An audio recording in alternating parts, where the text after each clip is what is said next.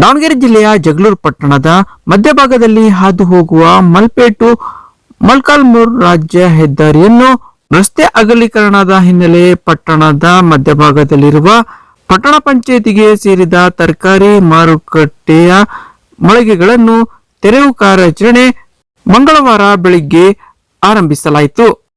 ಪಟ್ಟಣ ಪಂಚಾಯಿತಿ ವತಿಯಿಂದ ಬೆಳ್ಳಂಬೆಳಗ್ಗೆಯಿಂದ ರಸ್ತೆ ಅಗಲೀಕರಣದ ಹಿನ್ನೆಲೆ ಪಟ್ಟಣ ಪಂಚಾಯಿತಿಗೆ ಸೇರಿದ ತರಕಾರಿ ಮಾರುಕಟ್ಟೆ ಮಳಿಗೆಯನ್ನು ಜೆಸಿಬಿ ಮೂಲಕ ತೆರವು ಕಾರ್ಯಾಚರಣೆ ಆರಂಭಿಸಲಾಯಿತು.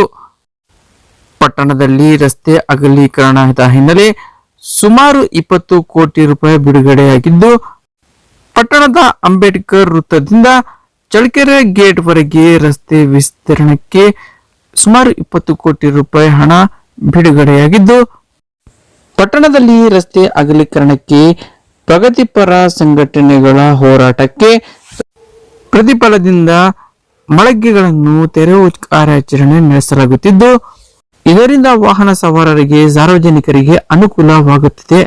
ಈ ನಿಟ್ಟಿನಲ್ಲಿ ಅಧಿಕಾರಿಗಳು ತ್ವರಿತವಾಗಿ ಕಾಮಗಾರಿ ಪೂರ್ಣಗೊಳಿಸಬೇಕೆಂದು ಸಾರ್ವಜನಿಕರಿಗೆ ಅನುಕೂಲ ಮಾಡಿಕೊಡಬೇಕೆಂದು ಆಗ್ರಹಿಸಿದ್ದಾರೆ.